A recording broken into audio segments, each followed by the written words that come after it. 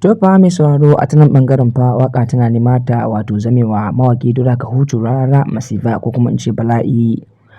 Bayan wani zazzafan bidiyo da yake ta trending a kan social media kan batun wato zazzafar waƙar da mawaƙi Dauda Kahutu Rarara ya saki a kwanakin baya.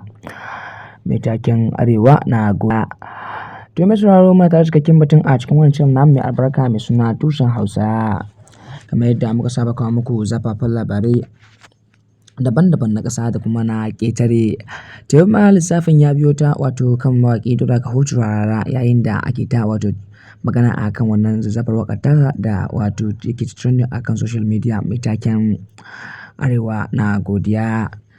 Bayan wani ta trending a kan social media kan wani batun wato shugaban ƙasa Ahmad Bola Tinubu da ya yi a kan wato mawaƙin Dauda Kahutu Rarara, tabbas abin zai baka mamaki. Ganin yadda wato bawan Allah nan ya batu akan wato mawaƙin Dauda Kahutu Rarara, sai ka ce ba tare aka yi wato aikin kamfen da shi ba a lokacin zaben sa. To mai sauraro da Allah kafin cikakken bidiyon, idan ka san wannan shine zuwanka na farko, muna buƙatar ka samu hannunka mai albarka ka danna mana alamar ta subscribe. Kana ka danna mana alamar ta ƙararrawa domin hakan shi ne baka damar samun zababban labaran mu ingantattu kuma da zarar mun ɗora. Samu guri ka zauna ka shirya tsaf domin saurara cikakken bidiyon da kwanciyar namu mai albarka mai suna Tushen Hausa. To assalamu alaikum wa rahmatullahi ta'ala barakatuhu mai sauraro, barkamu da jimin sake kasancewa da mu da ku a cikin wannan rana ta mai albarka. Labarai da dumadumin su kamar dai kullum yadda muka saba kawo muku zababban labarai. So yau ma wani channel namu naku mai albarka mai suna Tushen Hausa ya leka wani zafin batu da ke ta trending a kan social media kan batun wato waƙar da mawaƙi Dauda Kahutu Rarara ya saki a kwanakin baya, wadda yanzu mutane suka jawo ta suke ta wato tsangwamar sa da wannan waƙar kan batun wato sace mahaifiyarsa da aka yi a wato jihar ta Kano. Hakan ya tarwa wato da mawaƙi Dauda Kahutu Rarara hankalinsa ganin yadda mutanen suke ta wato ainihin tsangwamar sa da kan waccan waƙa da yi a jihar ta Kano kan batun wato tsaro da wato shugaban ƙasa Ahmad Tinubu ya wato samar, yayin da waƙar tasa take cewa tabbas Arewa na godiya.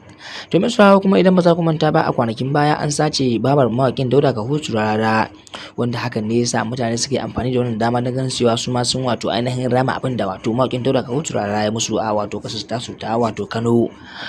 Idan ba za ku manta ba, bayan wato mawaƙin Dauda Kahutu Rarara ya rasa mahaifiyar tasa yayin da ya fito social media yake ta wato ainihin maganganu yanda mutane suke ta tsangwamar sa kan batun cewa ba ya yi waƙa Arewa na godiya ba. To tabbas gashi nan yanzu an tabbatar da cewa Arewa na godiya bayan wato tsaro da aka samar a wato ƙasar na wato Arewa. To mai sauraro hakan gaskiya bai yi wa mawaƙin Dauda Kahutu Rarara ba, yayin da wasu mutanen suke fitowa suke maganganun da basu dace ma akan wato mawaƙin Dauda Kahutu Rarara da shi da mahaifiyar tasa. Abinda nake so mutane su gano su fahimta shine, idan kuna wato tsama da mutum da shi ya kamata ku yi, ba wai da wani nasa ba ko kuma wata tasa.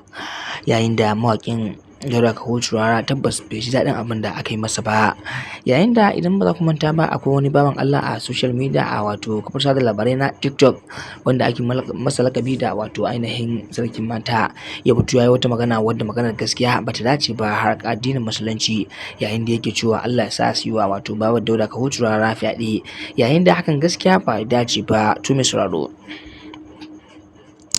a duka dai an za mu kawo ƙarshen shirin namu yau mai sauraro, barkanmu da wannan lokaci.